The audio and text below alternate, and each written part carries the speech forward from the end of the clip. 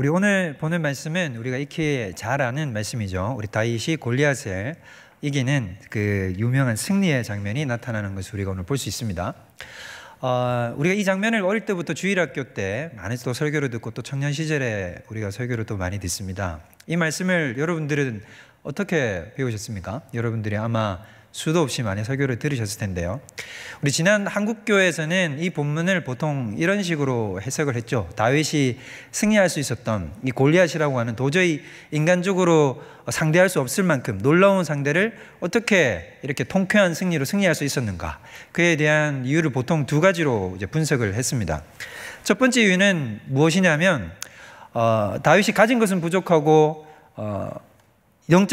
전체적인 육체적인 능력은 부족하지만 하나님을 믿는 믿음으로써 이 모든 승리를 가져왔다라고 하는 거죠. 그래서 다윗이 가지고 있던 아주 영적인 믿음을 강조하고 또 그것을 드러내서 우리가 같이 본받자라는 내용으로 나아갑니다. 그 다음으로 또 필요한 것이 무엇이었냐면 다윗은 또 옛날에 경험이 있었다는 거예요. 무슨 경험이 있었습니까? 곰과 사자를 쳐서 이겼던 그런 경험들이 있었다고 하는 것입니다. 그런 곰과 사자를 양떼를 지키는 것 가운데서 닥쳐왔을 때 그것을 이기고 또 그런 이긴 경험들이 있었기 때문에 또한 그 경험을 가지고 또 그 속에 쌓여있던 숨은 실력이죠. 다윗이 공개하지 않았던, 사람들이 몰랐던 그 숨은 실력을 가지고 비로소 이 전쟁터에 나와서 아주 영웅적으로 그 실력을 통해서 골리앗을 이길 수 있었다라고 이렇게 나타냅니다. 그에 따라서 또 우리에게 어떻게 적용을 했습니까?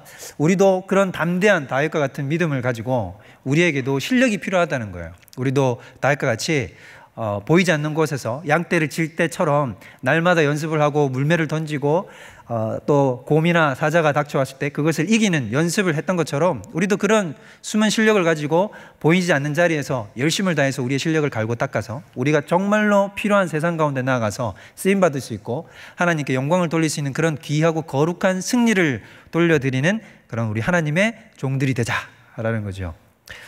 결론부터 얘기하자면 이런 해석은 좀 맞지 않는 해석이라고 볼 수 있습니다. 왜 그럴까요? 우리 하나님께서 성경 가운데 우리에게 어떤 성경의 인물들을 제시해 주시잖아요. 우리 특히 구약에는 성경의 인물들이 아주 많이 제시가 됩니다. 믿음의 영웅과 같은 사람들이 정말 많이 등장을 하죠. 아브라함도 있고 또 우리 오늘 등장하는 다윗과 같은 사람도 있고 다니엘도 있고 또 신약으로 넘어오면 베드로와 같은 사람이 있습니다. 또 바울과 같은 아주 유명한 하나님께서 쓰신 사도들도 있죠.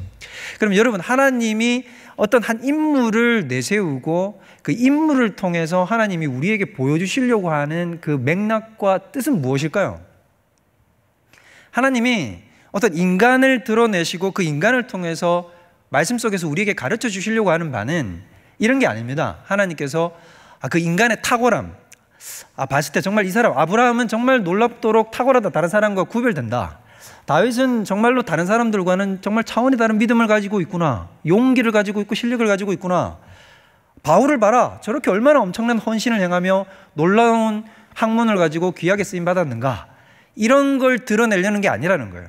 그런 걸 통해서 우리가 보고 배워서 너도 바울과 같이 되어라, 너도 다윗과 같이 되어라, 너도 베드로 같이 되어라, 너도 아브라함 같이 되어라를 하나님께서 강조하시려고 하는 게 아니라는 것입니다. 그런 건 어떤 세상의 위인전과 같은 거죠. 그런 것하고는 달라요. 그러면 하나님께서는 성경의 인물들을 통해서 우리에게 무엇을 보여주시려고 하시는 걸까요? 도리어 성경은 어떠냐면 사람을 미화하지 않습니다. 사람을 있는 그대로 드러냅니다. 사람이 가지고 있는 잘못, 사람이 행했던 정말로 상상할 수 없는 죄악들, 이런 것들을 여과 없이 그대로 드러내서 보여준단 말이에요. 여러분들이 많이 보셨을 겁니다. 아브라함이 자기 아내를 누이라고 속이는 장면들, 자기 인생에 2번이나 행했어요. 그것뿐만 아니라 수도 없는 많은 잘못들을 범했습니다. 믿지 못하고 불신하기도 했고 이스마엘을 자기 나름의 방식으로 낳아서 기르기도 했습니다. 또 다윗은 어떻습니까? 다윗도 바세바와 동침할 뿐만 아니라 그 뒤에 인구조사를 통해서 수많은 시행착오들과 잘못들을 저질러 왔어요. 베드로와 바울도 말할 것도 없죠. 바울은 어떤 사람이었습니까?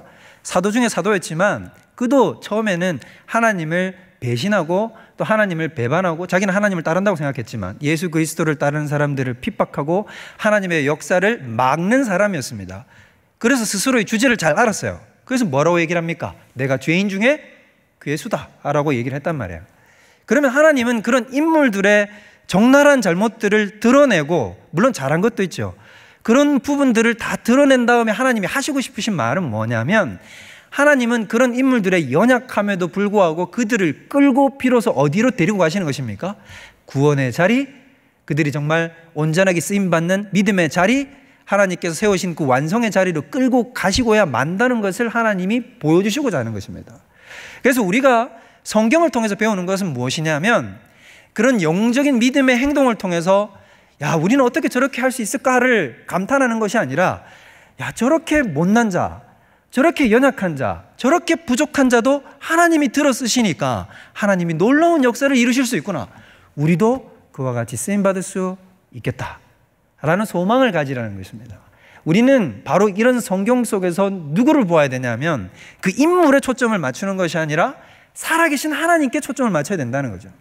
그렇기 때문에 우리가 이전에 이 다윗과 골리앗의 본문을 어떤 다윗이 특출나서, 다윗이 믿음이 뛰어나기 때문에, 다윗이 우리가 모르는 어떤 숨은 실력이 있었어, 그런 숨은 실력을 갈고 닦았기 때문에 그가 이렇게 놀라운 성공을 거둘 수 있었어 라고 해석을 한다는 것은 성경이 일관되게 강조하고자 하는 말을 벗어난다는 것이죠. 무슨 뜻인지 이해가 되시죠?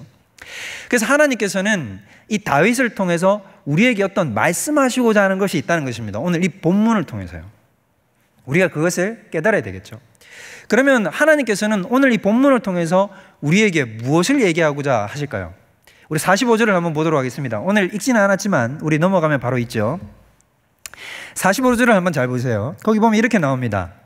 다윗이 블레셋 사람에게 이르되 너는 칼과 창과 단창으로 내게 나아오지만 나는 만군의 여호와의 이름, 곧 네가 모욕하는 이스라엘 군대의 하나님의 이름으로 내게 나아가노라 라고 선포를 합니다. 바로 여기에 모든 핵심이 담겨 있는 거예요. 그러니까 다윗은 지금 어떤 마음으로 나아가고 있는 것이냐면, 너는 칼과 창과 단창으로 나아온다. 너는 세상이 말하는 힘과 능력으로 나오지만 나는 무엇을 의지하고 무엇을 앞세우고 나아가고 있냐면 만군의 여호와의 이름으로 나아가노라 라고 말하고 있다고 하는 것입니다. 여기서 제일 중요한 단어는 무엇일까요? 만군의 여호와인 것이죠. 이 만군이라는 말은 여러분 사무엘에 와서에 비로소 등장을 합니다. 구약 성경의 앞쪽에서는 등장을 하지 않아요. 사무엘서에 와서에 비로소 등장을 하는데, 가장 그 의미가 뚜렷하게 등장하는 장면이 오늘 바로 이 다윗의 고백이에요. 그럼 만군의 여호와가 여러분 무슨 뜻입니까? 어렵고 복잡하게 생각할 것 없이 만군의 여호와라는 말은 간단하게 이 말인 거죠. 무슨 뜻이에요? 하나님은 모든 만물의 주인이시다. 모든 천하 만물, 모든 상천하지의 유일하신 하나님이 바로 우리 여호와 하나님이시다 라는 것을 증거하는 것입니다. 즉 다윗이 무엇을 강조하고 무엇을 사람들에게 알리고자 했냐면, 다윗은 이걸 고백했다는 것이에요. 네가 모욕하는 바 그 여호와 하나님은 네가 생각하는 그런 수준의 하나님이 아니라는 거예요.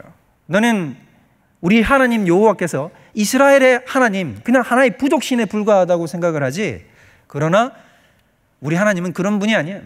우리 하나님은 온 세계와 우주를 창조하시고 그것을 다스릴 뿐만 아니라 지금도 살아계셔서 지배하고 통치하시는 바로 만군의 여호와시다 라는 것을 강조하고 있다고 하는 것입니다. 즉 다윗이 이야기하고 있는 것은 무엇이냐면, 하나님의 주권이 미치는 영역이 어디까지라는 것입니까? 온 우주와 만물까지 하나님의 주권과 통치가 임한다는 것을 강조하고자 한다는 것이에요. 다윗은 지금 앞에 보면 여러분 골리앗이 무슨 얘기를 했는지 한번 잘 보세요. 그 위쪽 본문을 한번 보면 이렇게 얘기를 합니다. 43절에 보면 이렇게 얘기를 하죠. 막대기를 들고 나갔더니 골리앗이 막 화가 난 거예요. 네가 나를 개로 여기고 막대기를 가지고 내게 나왔느냐 하고는 뭐라고 얘기를 했냐면 이렇게 얘기를 해요. 그의 신들의 이름으로 다윗을 저주하고 라고 나옵니다. 블레셋의 신들의 이름으로.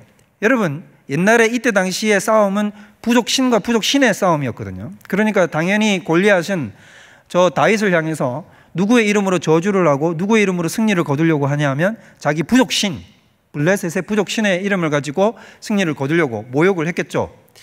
블레셋의 부족의 신들은 우리가 익히 알고 있어요. 다곤 혹은 바알이나 아세라죠. 가나안 신들은 다 뻔하지 않습니까? 그런데도 여러분 불구하고 왜 여기는 어떻게 표시가 되어 있어요? 그의 신들의 이름으로 라고 되어 있습니다. 구체적으로 그 신들의 이름이 명기가 됩니까? 되지 않습니까? 되지 않죠. 이것은 여러분 일부러 고의적으로 그 신들의 이름을 삭제한 거예요. 그 왜 그럴까요? 왜 이렇게 고의적으로 이름들을 다 빼버렸을까요? 이것은 하나님이 우리에게 시사해 주는 점이 있는 겁니다. 그럼 바로 뭐냐면 하나님은 지금 이 말씀을 하는 거예요. 그런 부족의 신, 그들이 섬기는 우상과 같은 신들은 온 우주와 만물과 시간과 공간을 아우를 만한 그런 능력과 아우라가 없다는 것입니다. 그들은 어떤 신에 불과하다는 것입니까? 말만 신들일 뿐이지 사실은 아무런 생명력도 없고 능력도 없고 그저 막대기와 목석에 불과한 것에 불과하다는 것이에요. 하나님은 그것을 이야기하고 계시다는 것이에요. 그래서 하나님께서는 이 다윗을 통해서 바로 하나님께서 모든 만물의 주권자이심을 드러내려고 한다는 것이죠. 자, 근데 우리가 다시 34절 한번 보겠습니다. 다윗이 이전에 자기가 겪었던 경험들에 대해서 얘기를 해요. 사울이 이제 다윗이 나와서 저 싸울 수 있습니다 라고 이야기를 하니까 뭐라 그러냐면 넌 안 된다. 딱 봤는데도 다윗이 어떻다는 겁니까? 너무 어리거든요. 10대 이제 한 17살, 18살 정도 되는 소년에 불과한 이 다윗을 봤을 때 다윗이 너무나 어리고 붉고 젊었단 말이에요. 그러니까 그리고 얘는 그냥 일반적인 사람의 눈으로 보기에도 전사로 자라지 않았단 말이죠. 군인으로 자라본 적이 없고 전투의 경험이 전혀 전무한 것처럼 딱 누가 봐도 느끼기에 그렇게 보이는 그런 형색을 갖추고 있었단 말입니다. 그러니까 사울이 뭐라 그러냐면 야, 골리앗은 어릴 때부터 용사로 큰 사람이야. 근데 너는 그렇지 않아. 넌 나가면 바로 질 수밖에 없어. 너 못 싸워 라고 얘기를 했어요. 근데 다윗이 거기에 대해서 이제 뭐라고 얘기를 하는지 우리가 한번 보자는 거죠. 이렇게 얘기를 합니다. 34절. 다윗이 사울에게 말하되 주의 종이 아버지의 양떼를 지킬 때에 사자나 곰이 와서 양떼에서 새끼를 물어 갔을 때가 있었습니다. 그러면 내가 어떻게 했느냐? 따라가서 그것을 치고 사자와 곰을 쳤대요. 그리고 그 입에서 새끼를 건져내었고 그것이 일어나 나를 해하고자 하면 내가 그 수염을 잡고 그것을 쳐 죽였습니다. 주의 종이 사자와 곰도 쳤는데 살아계신 하나님의 군대를 모욕한 이 할례 받지 않은 블레셋 사람이겠습니까? 라고 이렇게 믿음의 고백을 하고 있는 장면을 우리가 보게 됩니다. 그러면 우리가 보면 다윗은 지금 뭘 얘기하고 있냐면 자신이 겪었던 과거의 자기의 개인적인 경험을 이야기하고 있는 거예요. 자기의 개인적인 경험은 뭐였죠? 곰과 사자를 이겼어요. 그러면 여러분 한번 상식적으로 생각해 봅시다. 어린 소년이 10대의 소년이 곰과 사자와 싸워서 이길 수 있습니까? 여러분 믿음이 충분하시군요. 근데 여러분 지금 여기서 말하는 것은 뭐냐면 다윗이 이 얘기를 하는 게 아니에요. 저는 그때 실력이 충만해서 저도 물맷돌을 가지고 어떻게 했냐면 곰이나 사자한테 쫙 하고 던져가지고 원샷 원킬로 머리를 딱 맞춰서 쓰러뜨리고 그래서 내가 곰과 사자 입에서 내 양떼를 다 지켜냈습니다 라고 얘기를 하는 게 아니라는 거예요. 그러면 다윗은 지금 뭘 얘기하고 있는 거냐면 그때 곰과 사자가 나를 치려고 덤벼들 때 어떻게 했다는 것입니까? 누가 나를 지켰다는 것이죠? 하나님이 나를 지키셨습니다.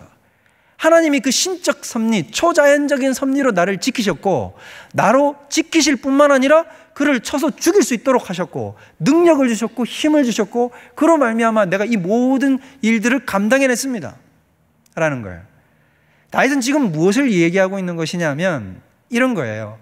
자신의 개인적이고 사적인 영역 속에서 무엇을 경험한 것이냐면 하나님의 통치와 주권을 경험한 거죠. 다윗은 지금 그 경험이 바로 뭐였냐면 자기에게 그냥 일어났던 하나의 신기한 경험이 아니라 바로 자기에게 살아계신 하나님이 나타나셨고 하나님이 그 능력과 주권을 나에게 친히 보여주신 사건이 무엇이라는 것입니까?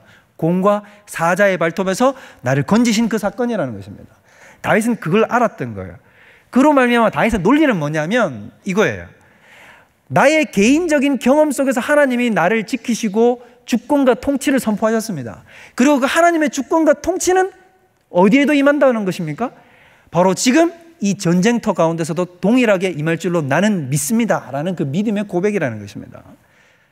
그러니까 우리가 일반적으로 해석했던 것처럼 내가 곰과 사자도 싸워서 이겼던 어떤 내 실력의 경험과 노하우가 있기 때문에 그 곰과 사자에 비하면 저 골리앗 아무것도 아닙니다. 저도 이길 수 있습니다 라는 그런 내용이 아니라는 거예요.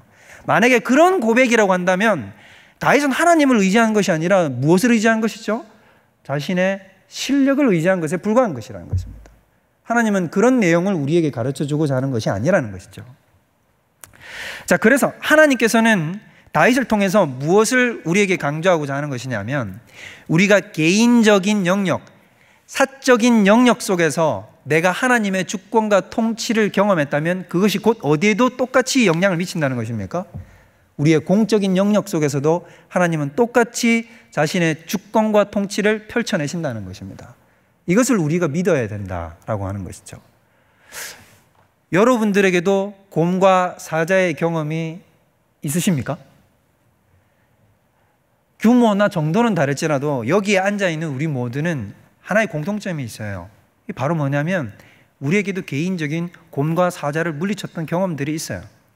내가 잘나서 된 것이 아니라 저 살아계신 하나님이 어느 날 내게 찾아오셔서 하나님의 그 놀라운 능력과 주권과 통치와 섭리를 우리 각자의 인생 가운데 보여주신 것입니다. 여러분들에게도 그 경험들이 있으시죠?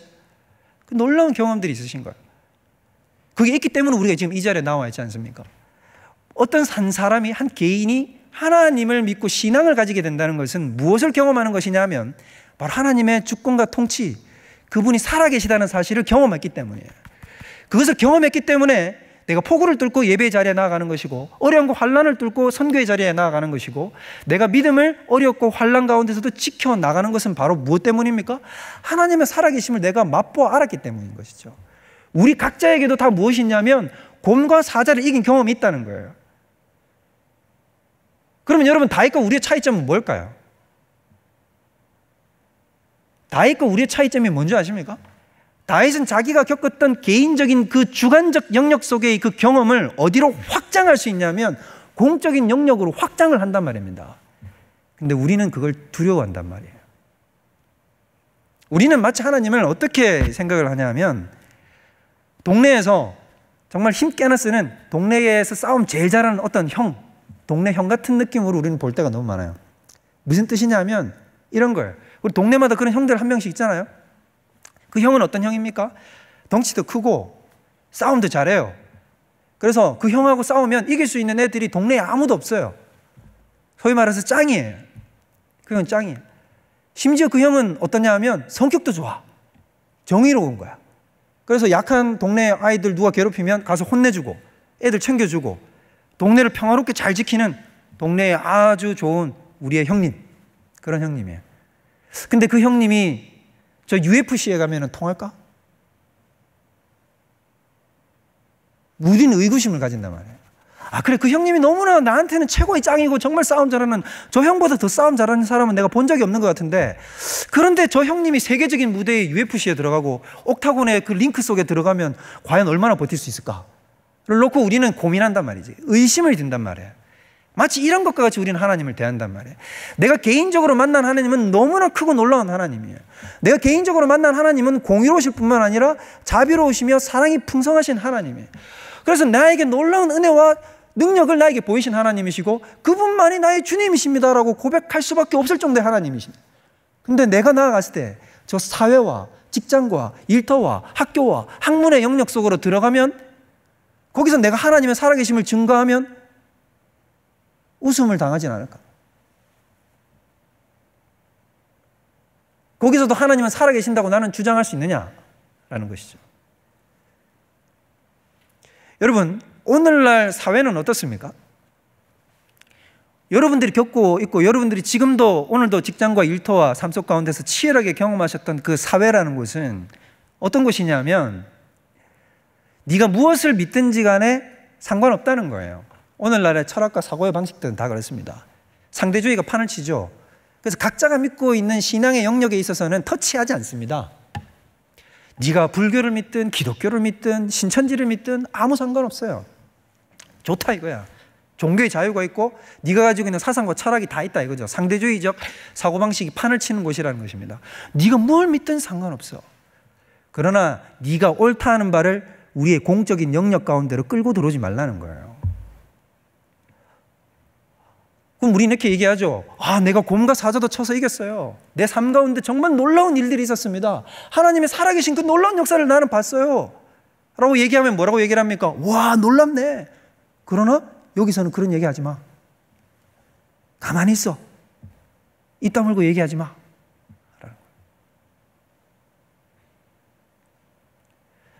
제가 이제 대만 선교를 맡고 있다 보니까 우리가 월요일 날 제가 강사분을 누구를 초빙했냐면 저희 한동대 교수님, 제가 한동대 출신이어서 거기 이제 은사 교수님을 제가 모셨어요. 그래서 모셔서 같이 이제 식사를 하고 있는데 식사 자리에서 이제 한동대의 근황을 또 이제 묻게 됐습니다. 아무래도 이제 저는 학교를 떠나왔고 그분 학교에서 계속 계시니까요. 그래서 교수님 지금 학교는 어떤가요? 라고 얘기를 했어요. 그래서 교수님이 저한테 이런 얘기를 하더라고요. 성 목사는 학교가 어떻게 했으면 좋아? 네가 바라는 건 뭐야? 라고 이렇게 물으시더라고요. 그래서 저는 그렇게 대답했죠. 교수님, 저는 그렇게 생각해요. 우리 졸업생들이 다 고민하고 우리 학교에 대해서 바라는 거는 하나예요, 사실. 우리 학교가 막 더 발전을 하고 더 커지고 막 영향력이 커지고 우리 후배들이 뭐 어디 가든지 취업이 잘 되고 이런 거 좋은데 그것보다 더 정말 우리가 졸업생들이 원하는 건 뭐냐면 우리가 처음에 가졌던 그 고유의 가치, 우리는 그걸 아너 코드라고 불렀는데 그게 바로 뭐였냐면 한동대만이 가지고 있는 기독교적인 철학이 있단 말이에요. 우리는 신앙의 원칙이 있단 말이죠. 우리는 절대로 정직을 행하며 우리가 하나님의 증인으로서의 그 원칙을 따라가는 믿음의 사람으로서의 신앙인으로서의 그 올곧은 절개를 지키는 바로 그 자리. 우리는 우리 후학들이 다 그렇게 되길 원합니다. 우리 후배들이 그런 삶을 우리처럼 그렇게 지켜나갔으면 좋겠습니다 라고 이렇게 고백을 했어요. 근데 교수님이 뭐라고 얘기하시냐면 많다. 나도 그렇게 동일하게 생각해. 그런데 요즘 그렇지 않아 라고. 지켜나가기 어렵다는 거예요. 여러분 기독교 대학이잖아요. 기독교 대학에서 채플을 마음대로 못한대요. 채플을. 기독교 대학에서 채플 같이 예배드리는 예배를 제대로 못한다는 거예요. 왜 그럴까요? 요즘은 이렇다네요. 채플 드리는데 그 채플 드리는 학생 중 가운데 누가 하나가 이 채플의 내용이 마음에 안 드는 거야. 학교는 왜 여기를 나한테 와가지고 왜 기독교를 강요하지? 왜 기독교 신앙을 나한테 얘기를 하고? 왜 예수만이 참된 진리라고 얘기하느냐? 왜 하나님만이 온 세상의 주권자라고 얘기를 하느냐? 각자의 철학과 원칙이 있는데 라고 얘기를 해서 이거를 인권위에다가 진정을 넣으면 인권위는 바로 학교에다가 다이렉트로 지시사항을 넣는답니다. 그렇게 하지 못하도록. 옛날하고 이제 분위기가 달라지는 거예요. 여러분 우리가 사회 속에서 경험하는 게 바로 이렇지 않습니까, 여러분? 우리가 공적인 영역 속으로 들어가면 우리가 가지고 있는 이 신앙이라고 하는 것은 그냥 동네 싸움 잘하는 형처럼 한쪽으로 내팽겨져 지는 거예요. 그리고 우리도 그것을 끄집어내기를 부끄러워한다는 거죠. 근데 다윗이 그렇지 않았다는 것입니다. 바로 이게 우리의 다른 지점과 우리가 속해 있는 자리라고 하는 것이에요. 하나님께서는 우리를 모두 다 한 사람 한 사람을 누구로 불렀냐면 다윗으로 불렀습니다, 여러분. 오늘 이 본문이 우리와 지극히 상관이 있는 것은 무엇 때문이냐면 우리도 동일하게 다윗의 위치에 서 있기 때문이에요. 여러분 한 사람 한 사람은 다 다윗입니다. 믿으십니까? 여러분 이걸 절감하시고 깨달으셔야 돼요. 우리가 어떤 위치에서 다윗과 똑같다고 얘기를 하는 것이냐면 우리를 둘러싼 모든 존재는 다 블레셋이에요. 여러분이 상대해야 되는 존재들은 다 어떤 사람들이냐면 골리앗과 같은 상대들이에요. 우리보다 훨씬 힘이 뛰어나고 우리보다 훨씬 힘이 많고 우리보다 훨씬 지성적이고 우리보다 훨씬 이성적이며 우리보다 훨씬 힘이 큰 상대들을 우리는 상대해야 된단 말입니다. 그 세상을 마주하고 있단 말입니다. 근데 여러분 그 세상을 마주하고 있던 이스라엘 백성들은 어떠했나요? 오늘 우리 본문에 등장했던 여러분 익히 다 아시잖아요. 다윗이 등장하기 전까지 이스라엘의 군대들은 어떻게 했나요? 하나님의 군대라고 했던 그 사람들은 모여서 골리앗이 앞에서 하나님의 이름을 모독하면서 비웃으면서 말도 안 되는 너희 여호와 하나님 까불지 마라. 자신 있으면 나와봐. 그렇게 세면 나하고 한번 붙어보자 라고 얘기를 할 때 그들은 다 어떤 반응을 보였습니까? 속된 말로 다 쫄았단 말이에요. 지죽은 듯이 전부 다 두덜덜 떨었단 말이에요. 거의 한 달여 40일 동안.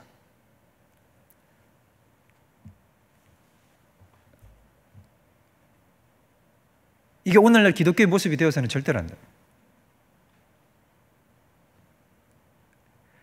내가 가만히 있잖아요, 여러분. 만약에 내가 하나님이 온 세상의 주권자이심을 알매도 불구하고 내가 가만히 있잖아요. 저 사람이 저렇게 모욕적인 발언을 함에 있어서도 내가 가만히 있잖아요. 그러면 어떻게 될까요? 세상은 무엇을 상실하는 줄 아십니까? 세상은 하나님을 알 수 있는 기회를 상실해요. 제가 청년부를 맡다 보니까 청년들이 직장을 다니는 것 가운데서 혹은 학교 속에서 저한테 찾아와서 이런 얘기를 많이 합니다. 뭐라고 얘기를 하냐 하면, 목사님, 이번 주에 어떤 직장의 상사가 저한테 그런 얘기를 했습니다. 특히 이번 코로나 때 그런 일들이 많이 있었어요. 뭐냐면 이 코로나 때문에 교회가 많은 비난을 받았지 않습니까? 그러다 보니까 세상 사람들도 교회에 대한 뭔가 이런 관심이 고조되었거든요. 좋든 싫든 어떤 교회에 대한, 교회가 사회 전체의 이슈의 중심으로 섰단 말이에요. 그러니까 그 직장 상사들이 뭐라 그러냐면, 교회를 다니는 걸 아니까, 너 3일교회 다니는 거, 뭐 선교 다닌다고 맨날 휴가 빼고 이러니까 묻는 거예요. 야, 교회는 도대체 왜 그 모양이야? 라고 물었다는 거예요. 그리고 교회는 도대체 뭐를 믿길래, 도대체 어떤 철학을 가지고 있고 어떤 믿음을 가지고 있고, 도대체 너희들이 주장하는 건 도대체 뭐길래 교회는 왜 이러는 거야? 라고 얘기를 했다는 거죠. 그랬더니 그 친구가 뭐라 그러냐, 너 어떻게 했는데? 라고 얘기를 해요. 어떻게 했어요? 그냥 싸우기 싫어서 조용히 가만히 있었어요. 근데 여러분, 솔직히 그게 우리의 대답이잖아요. 다투기 싫잖아요. 괜히 분란 일으키기 싫고, 괜히 뭔가 얘기해가지고 논박을 왔다가 타기 싫잖아요. 근데 제가 그분한테 제가 뭐라 그랬냐면, 그 친구, 그 형제 자매들한테 이렇게 얘기를 했어요. 그건 너의 직무유기다는 거예요. 너는 증인으로 부름을 받았는데 사명을 받았음에도 불구하고 그 사명을 내팽개친 거다는 거예요. 그들이 좋든 싫든 기독교에 대해서, 기독교는 도대체 어떤 곳이냐, 교회는 어떤 곳을 하는 곳이냐고 물었는데, 거기에 대해서 저는 몰라요. 그냥 대답을 회피하고 내가 피해버렸다고 한다면, 여러분, 그건 바로 뭐냐면, 내가 바로 그 귀한 대화의 장은 바로 뭐냐면, 내가 그들에게 기독교란 어떤 것인가, 우리가 믿는 신앙이란 어떤 것인가를 드러내고 가르쳐주고 그들에게 보여줄 수 있는 귀한 기회였단 말입니다. 근데 그거를 내팽개 쳐버린 거예요, 여러분.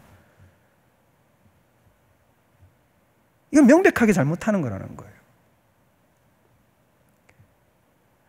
여러분, 두려워하지 말아야 됩니다. 하나님은 여러분의 개인적인 영역, 그리고 이 삼일교회 내에서도 완벽한 하나님은 온 우주의 주권자이신 줄 믿습니다. 믿으시죠? 대만에서도 하나님은 똑같이 주권자이심을 믿으십니까? 온 우주와 만물과 열방 가운데 하나님이 유일한 주권자이심을 믿으십니까? 그렇다면 여러분이 마주치는 모든 각자의 믿지 않는 그 사람들에게도 하나님은 동일하게 주권자이십니다. 여러분은 그 주권자 되시는 하나님을 그들에게 선포해야 돼요. 당신은 알지 못하지만 이 땅과 이 세상과 이 온 우주, 당신이 숨쉬고 있고 기동하고 지금도 생명을 유지하고 있고 온 우주가 지금도 유지되고 있는 이 모든 것은 바로 하나님 때문이고, 하나님이 여러분의 인생을 주관하고 계시고, 하나님이 완벽한 계획과 섭리로 우리의 인생을 계획하고 예정하시고 움직이고 계시다라고 선포해야 된다는 것입니다. 그것이 누구가 아니면 안 된다고요? 내가 아니면 안 돼요. 내가 아니면 안 된다라고. 그래서 내가 바로 여러분 한 분 한 분이, 우리 모두가 다 각각이 다윗의 자리에 서 있다고 하는 거죠. 그때 여러분 회피하지 마십시오. 여러분도 이렇게 고백하십시오. 곰과 사자를 이길 수 있도록 하나님이 나에게 역사하셨다. 하나님이 내 안에 그 통치를 베푸셨다. 나는 그 통치를 바로 이 공적인 영역 가운데서도, 바로 이 직장과 일터 가운데서도, 내가 지금 두려워하는 이 장소 가운데서도 하나님은 동일하게 역사하실 줄로 믿노라 라고 얘기하고 그들에게 하나님의 주권과 통치를 선포하시라는 것입니다. 그것이 바로 하나님의 나라가 저 하늘 가운데서 이루어진 것처럼 이 땅에서도 이루어지는 역사라고 하는 것이에요. 그리고 그것이 바로 선교인 것입니다. 우리는 선교를 외국으로 나가거나 지방으로 가거나 믿지 않는 사람들에게 어디 여행을 가서 전하는 것이라고 생각해요. 사역일을 전하는 거 맞아요. 그것도 맞습니다. 그러나 더 중요한 선교는 바로 무엇인지 아십니까?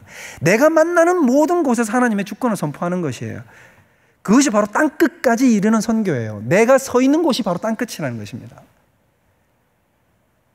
그게 우리가 오늘 이 자리에 모여서 기도하는 이유라는 것입니다. 그래서 여러분, 또 하나 중요한 것은 무엇이냐면, 그런 의미에서 여러분 절대로 이런 방식으로 구하지 마세요. 한국교회는 이때까지 어떻게 했냐면 이렇게 얘기했어요. 너무나 놀랍고 큰 세상이 있어요. 저기 우리가 상대할 수 없는 세상, 골리앗같이 큰 세상이 있는 거예요. 그러면 그에 대응해서 우리는 이때까지 어떻게 기도했을까요? 한국교회는 이렇게 기도했어요. 하나님, 저 보세요. 골리앗은 키가 2m 90이에요. 3m예요. 갑옷을 58kg짜리 차고 있어요. 창 끝은 배틀차 같아요. 우리가 어떻게 이깁니까? 저한테는 물맷돌 5개밖에 없습니다. 하나님, 우리는 이길 수가 없어요.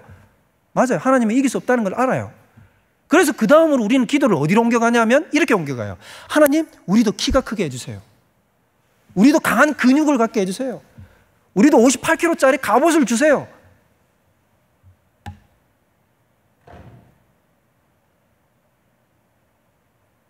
여러분, 한국교회가 그래서 힘을 가지게 됐습니까? 못 가졌습니까? 저는 이걸 안타깝다고 생각하는데 힘을 가지게 됐어요. 지금 힘을 가졌습니다. 여러분, 기독교가 지금 축소되고 있다고 얘기를 하지만 그래도 이 나라 가운데 800만이 기독교인입니다. 800만이 적은 숫자인가요, 여러분? 그리고 이 800만들은 일주일에 한 번씩 다 최소한 한 번씩 모여서 뭐 하냐면 자기 사상을 다 학습하고 교육하고 노래 부르고 박수치고 기도하고 난리칩니다. 재교육을 계속 일주일마다 하는 집단이죠. 최소한 일주일에 한 번. 좀 심하면 어떡합니까? 특세라도 한다고 하면, 그들이 말하는 특세라는 행사라도 한다면 매일같이 모여서 새벽같이 모여가지고 세상에 어느 나라에 우리나라에 800만이나 되는 사람들이 매일같이 새벽에 모여가지고 자기들의 사상을 재확인하는 작업들을 할까요? 엄청난 단체가 바로 기독교예요. 국회의원의 절반이, 정치인의 절반 이상이 다 기독교인입니다. 집사님, 장로님들이에요. 정치, 경제, 문화, 예술, 연예계까지 기독교인들이 들어가 있지 않고 영향력을 행사하지 않는 곳이 없어요. 좋다 말입니다. 커진 것은 감사한 일이고 좋아요. 근데 우리가 주의해야 될 것이 있어요. 하나님은 그런 식으로 세상을 이기기를 우리에게 원하지 않으신다는 거예요. 여러분, 팬데믹 상황 가운데 여러분들 이거 겪어보셨죠? 그때 우리는 어떤 정부로부터 어떤 세상이 우리를 자꾸 어떤 느낌으로 들었냐 하면 우리를 예배하지 못하게 하고 우리를 자유롭게 신앙의 자유를 가지지 못하도록 뭔가 억압한다는 것을 느꼈을 겁니다. 여러분 느끼셨죠? 좀 힘들었잖아요. 근데 있잖아요, 제가 참 보면서 그때의 기독교의 반응이 어떠할까 제가 참 유심히 궁금했습니다. 그래서 제가 지켜봤어요. 근데 여러분들 우리 기독교가 어떻게 반응했는지 기억나십니까? 여러 가지 반응들이 있었지만 주된 반응 중에 하나가 뭐였냐면 이런 반응이었어요. 야, 우리 기독교를 우습게 보네. 우리 기독교를 우습게 보네. 우리가 가진 힘이 작다고 생각하나? 우리가 한번 이 정권 엎어봐? 우리가 이렇게 힘이 작다고 생각하는 건가? 이 정권은? 이러면서 뭔가 이런 힘을 가지고 찍어 누르려는 어떤 그런 의도를 품었어요. 그런 이야기를 했던 것들 여러분 기억나실 겁니다. 근데 여러분, 이건 굉장히 지극히 위험한 방식이에요. 위험한 태도예요. 기독교인이 세상을 향해서 힘 대 힘, 파워 게임으로 붙어서 우리가 찍어 눌러서 이겨보겠다라고 하는 것은 어떨 때 나오는 반응이냐면 기독교의 타락이 정점에 달했을 때 나오는 이야기입니다. 여러분, 중세 기독교가 어땠는지 기억나시죠? 중세 교회가 어떻게 했습니까? 가톨릭이. 처음에는 초대교회 때 로마 시대에 정말로 핍박받고 매일같이 사자밥으로 들어가는 순교의 자리로 들어갈 때 그때 그 초대교회 성도들은 이러지 않았어요. 야, 우리가 가진 힘을 한번 보여줘? 황제 한번 죽어볼래? 우리가 한번 쿠데타 일으킬까? 그렇게 반응했습니까? 그러지 않았단 말이에요. 단 한 번도 그런 식으로 반응한 적이 없어요. 근데 기독교가 국교가 되고 점점 힘을 얻게 되니까 나중에 중세에 들어서는 어떻게 됐습니까? 교권이 정치를 이겨요. 여러분들이 다 수업 시간 때 배웠을 거예요. 카노사의 굴욕 배웠죠? 하인리 4세를 교황이 어떻게 해버립니까? 한겨울에 무릎 꿇립니다. 바깥에다가. 근데 그때가 언제냐? 중세 기독교가 가장 타락의 정점에 있을 때라는 거예요. 교황이 앉은 자리에서 돈을 세고 있었어요. 돈을 세고 있었습니다. 그때 중세 신학자 중에 최고의 신학자라고 하는 사람이 토마스 아퀴나스 아닙니까? 토마스 아퀴나스가 그 교황의 돈을 세고 있는 과정 가운데 문을 열고 들어간 거예요. 벌컥 열고 들어갔더니 교황이 이제 돈을 세다가 토마스 아퀴나스가 들어오니까, 당대 최고의 신학자가 들어오니까 좀 부끄러웠던 것 같아요. 그래서 뭐라고 얘기를 했냐면 이렇게 얘기를 했어요. 아퀴나스, 이제는 교회가 은과 금은 없거니와 라고 이야기할 수 없게 됐어. 이렇게 얘기를 했어요. 무슨 뜻인지 아시겠죠? 이제 은과 금이 너무 많다는 거예요. 이렇게 봐. 우리가 은과 금이 너무 많네? 이거 약간 멋쩍게 얘기했겠죠. 그랬더니 토마스 아퀴나스가 뭐라고 얘기를 했냐면, 맞습니다. 그래서 이제 교회는 일어나 걸으라고 할 수도 없습니다. 능력을 상실해버렸다는 거죠. 우리도 동일합니다. 여러분들이 우리는 이 본문을 보면서 이런 식으로 이제 얘기하면 안 됩니다. 하나님, 우리에게도 세상을 이길 수 있는 실력과 능력과 지혜와 힘을 달라고, 파워 게임에서 이길 수 있도록 해달라고. 이것은 기독교가 나아갈 길이 아닙니다. 그러면 도대체 우리는 무엇을 가지고 나아가야 됩니까? 목사님, 바로 물맷돌이죠. 그 물맷돌은 다윗의 실력을 상징하는 게 아니에요. 물맷돌은 뭐예요? 조약돌이에요. 조약돌, 작은 조약돌은 매끈매끈한 조약돌. 그 말은 무슨 말이냐면 그걸로는 도저히 골리앗을 이길 수 있는 가능성이 없다는 걸 성경은 말하고 싶은 거예요. 그럼 그 조약돌이 도대체 뭐냐? 예수님이 그 본을 보이셨어요. 예수님이 이 땅에 오셨지 않습니까? 예수님을 향해서 얼마나 많은 사람들이 핍박을 가했습니까? 힘으로 찍어 눌렀습니까? 골리앗과 같은 교권으로 얼마나 예수님을 압제했습니까? 그때 예수님이 힘 있는 군주로 그들을 억압하고 파워 게임으로 눌러버렸습니까? 그러지 않으셨다는 거예요. 도리어 예수님은 어떻게 하셨죠? 예수님은 희생하셨고 겸손하셨고 온유하셨고 가난한 마음을 가지시고 더 낮은 자리로 들어가셨고 용서하셨고 더 나아가자면 사랑하고 품으셨다는 것입니다. 자신을 십자가에 달아 죽이는 자를 향하여 아버지여 저들이 하는 짓을 자기 스스로 알지 못합니다. 저들을 불쌍히 여겨달라고 구하셨던 분이 바로 예수님이라는 거예요. 우리가 바로 그래야 됩니다. 우리가 싸워야 할 조약돌은 바로 뭐냐면 힘과 능력이 아니라 바로 성경적 가치인 자기 희생이에요. 자기 부인이요. 겸손한 마음이요. 온유한 마음이고 세상을 품고 사랑하는 마음이고 예수님과 함께 십자가를 지고 자기를 부인하고 낮은 자리로 내려가는 바로 그것입니다. 그것이 바로 우리가 가진 물맷돌인 것입니다. 그것을 여러분 삶 속 가운데 취하시길 원하십니까? 그것이 바로 우리의 선교인 것입니다.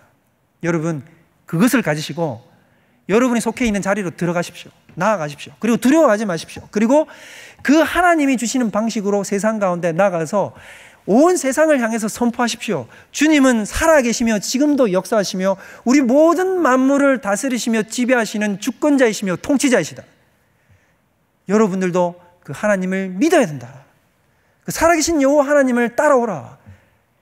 우리와 같이 그 하나님의 나라의 백성으로 나아가자라고 선포하실 수 있는 저와 여러분들 되시기를 주님의 이름으로 축원드립니다. 우리 시간에 우리 다 같이 찬양했으면 좋겠습니다. 우리 시간에 우리 다 같이 찬양할 때 우리 창조의 아버지 찬양할 텐데요. 우리 다 같이 자리에서 일어나서 우리 찬양하도록 합시다. 우리 자리에서 일어나서 하나님께서 이 모든 세상을 창조하시고 또 지금도 주님은 살아계셔서 우리 가운데 역사하시고 섭리하십니다. 그 하나님께서는 우리 모든 각자를 다윗과 같이 자신의 증인으로 불러서 우리를 교회로 불러서 세상 가운데 나아가서 하나님의 살아계신 통치와 주권 바로 하나님 나라를 증언하는 증인으로 우리가 부르셨습니다. 우리가 그것을 이루는 사명의 마음으로 우리 다 같이 찬양 올려드리도록 하겠습니다. 창조의 아버지 창조의 아버지 그 섭리 보이사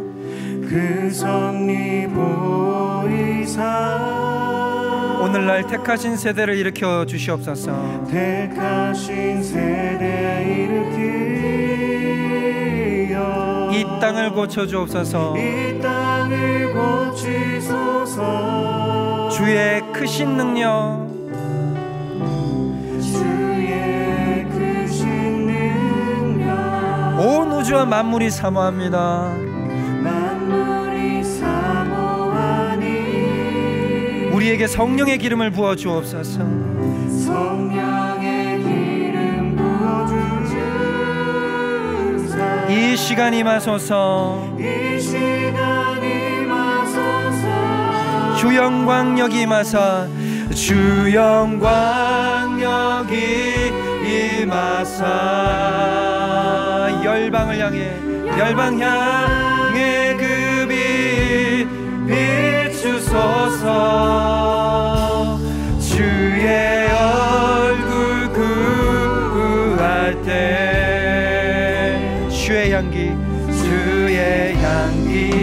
머무소서.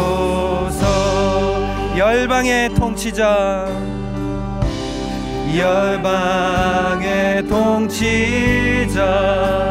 세상이 보게 될 것입니다. 세상이 보리라.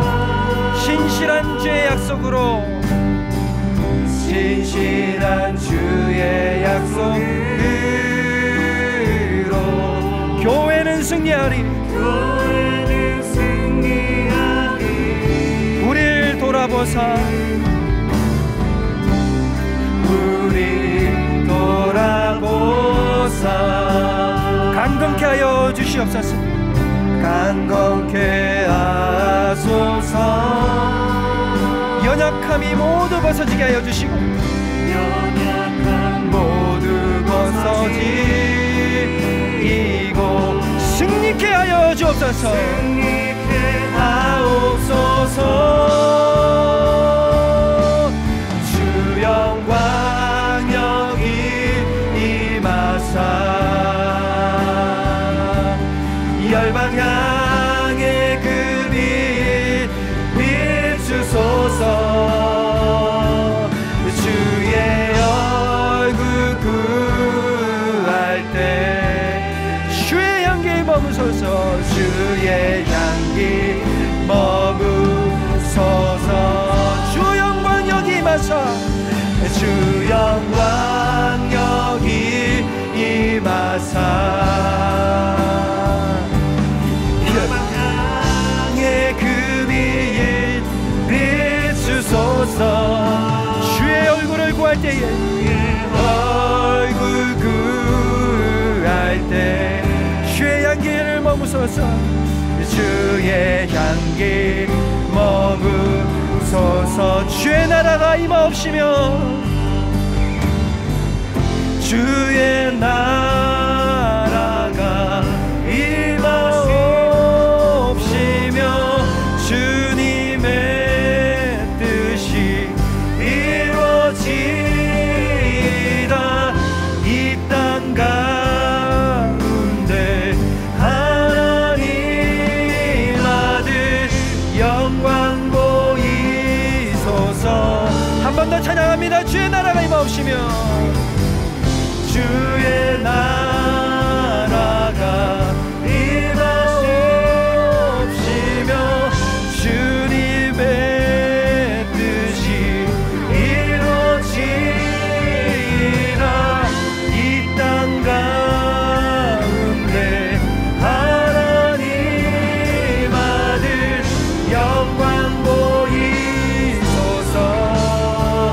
주 영광 여기 임하사, 주 영광 여기 임하사 열방 향해 그 빛 비추소서. 주의 얼굴 구할 때 주의 향기 머무소서. 주의 향기 머무소서. 우리 두 손 높이 들고 주 영광 여기 임하사 열방 향해 그 빛 비추소서. 주의 얼굴 구할 때 주의 향기